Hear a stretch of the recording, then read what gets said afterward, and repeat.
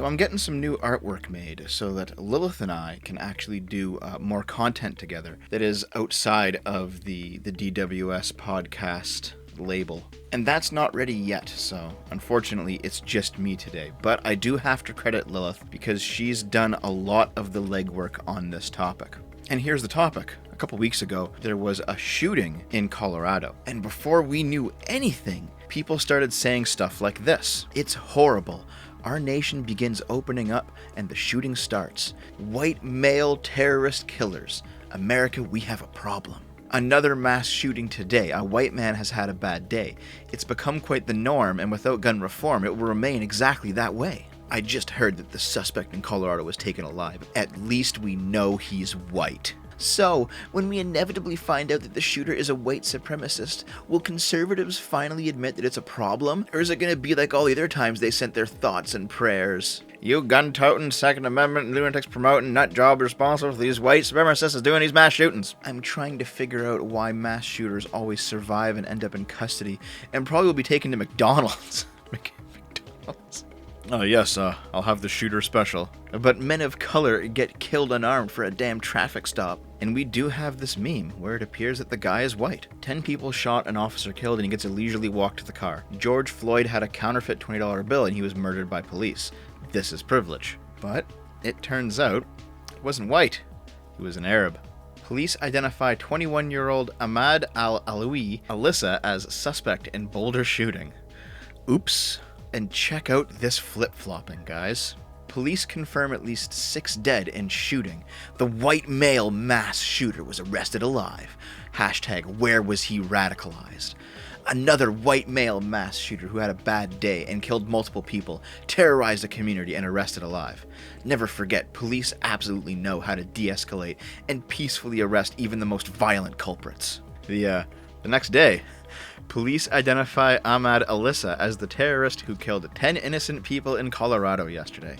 Unless you're interested in finally passing common sense gun reform legislation, I don't want to hear your excuses or responses. Oh, it was all about race before, now the topic's gun control? What happened to the racial angle? Don't you want to talk about this guy's race? Is there a conversation to be had there? Here's Amy Sixand. The shooter was taken into custody. You might want to check your grammar there. In other words, it was almost certainly a white man again. If he were black or brown, he would be dead. Oh, is that the case? Let's mourn the victims, but not glorify the killer with the attention of having his name widely known. Is it because the name isn't European, Amy?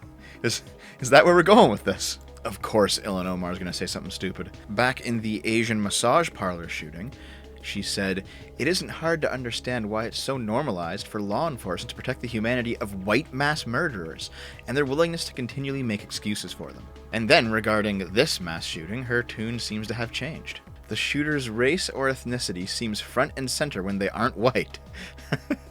Otherwise, it's just a mentally ill young man having a bad day. Are you sure that race and ethnicity is not front and center when they're white? Because, it seems to be so front and center that leftists are now immediately jumping to the conclusion that they're white before there's any evidence of it. Extremely tired of people's lives depending on whether a white man with an AR-15 is having a good day or not. My inbox and DMs are full of extremely upset white men who don't give a damn about mass shootings, but are demanding I issue a blanket apology to white men, to which I say no. It's completely fine to be racist towards white people. It's just punching up to say that all white men are shooters even when they're not. And if you think this is a problem with only the terminally verified, you got another thing coming. Check out the official Twitter trending page for this story, before and after the race of the perpetrator came out.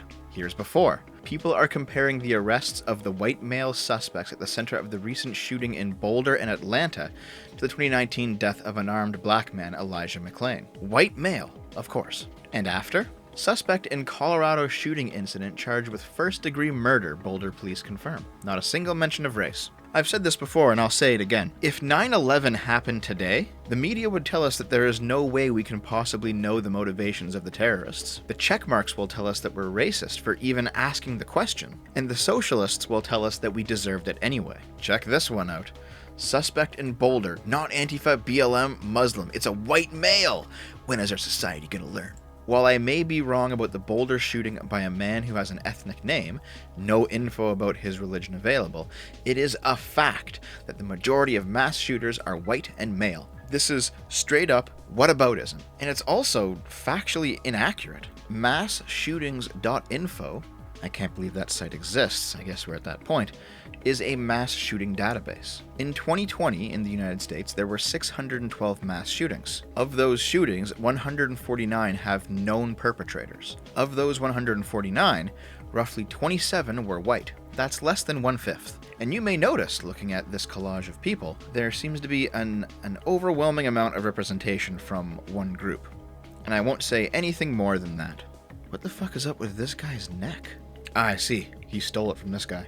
So everybody assumed that Ahmad here was a white supremacist alt-right gamergator. Of course, it turns out he was actually a Muslim. He ranted about Islamophobia online. He reposted content about mass migration. And yes, this is not simply a religion issue. He was also very antisocial, paranoid, and mentally ill. It's very easy to radicalize people into anything, whether that's far-right terrorism, Islamic terrorism, incel-based terrorism, Antifa-based terrorism, whatever, if the person in question is isolated or depressed. Now, you think these idiots who have done this nonsense would have learned their lesson, right? Like, this is just a couple weeks ago. It was March 23rd or something. But yesterday, April 2nd, there was another attack, and the same type of people did the exact same fucking thing. This time, the attack was at the US Capitol, and the authorities said that it did not appear to be terror-related.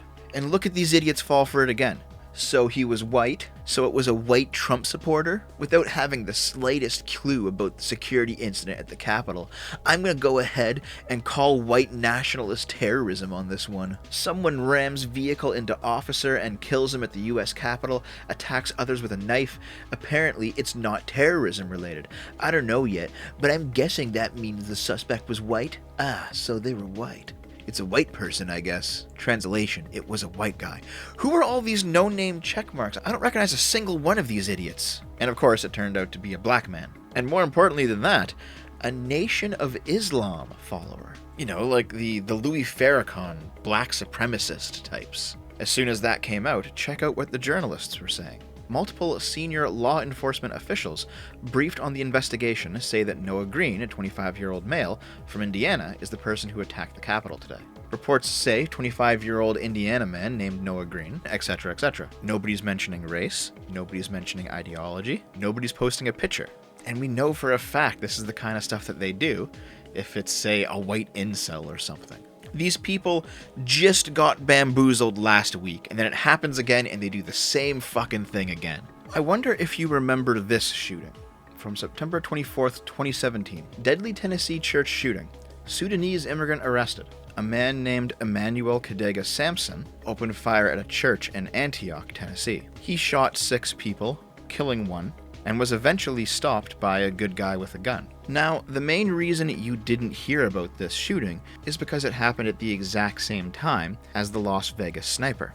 And fair enough, it's not just that the Las Vegas sniper was white. He managed to kill and hurt a lot more people. And the fact that it was a sniper, it was in a hotel room, there's more of a dramatic angle to the story. There's the celebrity aspect because he was shooting down into a concert, I think. It's definitely a story that captures the imagination more than others. But nonetheless, there were protests regarding the Las Vegas shootings, saying that it was white supremacist violence and white male rage and all this other nonsense. But nobody even said a peep about the Tennessee shooting. Okay, maybe it was just overshadowed due to the sheer amount of dead involved. Fair enough. We all know the George Floyd story, right? Knee on the neck, Floyd dies in custody, sparks a year of violent Antifa riots. Well, back in 2018, another man died in the exact same way that George Floyd did.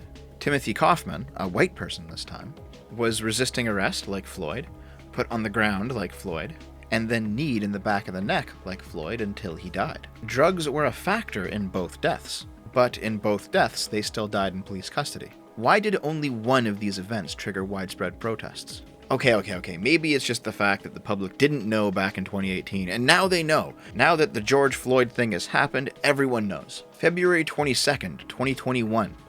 Angelo Quinto dies after the police kneel on his neck for 5 minutes. This is nearly a year after George Floyd. Did any of you even hear of this story? Or was it simply buried because the victim was not of the right race?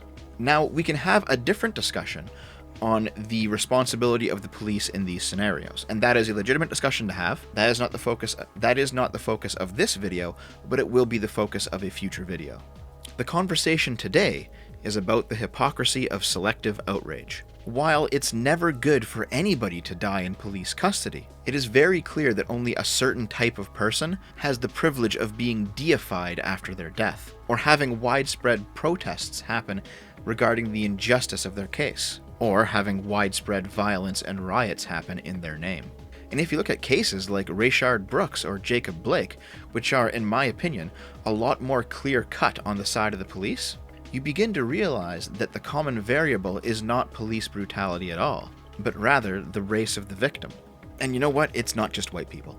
As I've talked about in multiple videos recently, black on Asian crime has ramped up considerably. And black on black crime is a far greater killer than, say, white on black crime. And yet, according to the leftist view, white people are still to blame for that. Black on Asian crimes only occur because of our system of white supremacy that strips African Americans of their economic opportunities while taking respect and dignity away from Asian Americans. Yes, of course. So when these black activists walk into this Asian-owned nail salon in Milwaukee, complete with matching Black Panther outfits, this is Whitey's fault, is it? Are you so completely reluctant to hold black people responsible for anything that you will blame the actions of black supremacists on white people? The way the left treats race is absolute insanity. It seems to me that white privilege is having your death at the hands of the police go completely unnoticed by our society at large. Thank you for watching, my friends. If you enjoyed this video, please feel free to share it around and do all of the other algorithm positive stuff that the YouTube engagement metrics like. I don't know. Sub for more, or hit up my Patreon or Subscribestar if you want to keep it coming. And be sure to stick around, because I'm putting up a new video every single day. So, I'll see you tomorrow. I love you.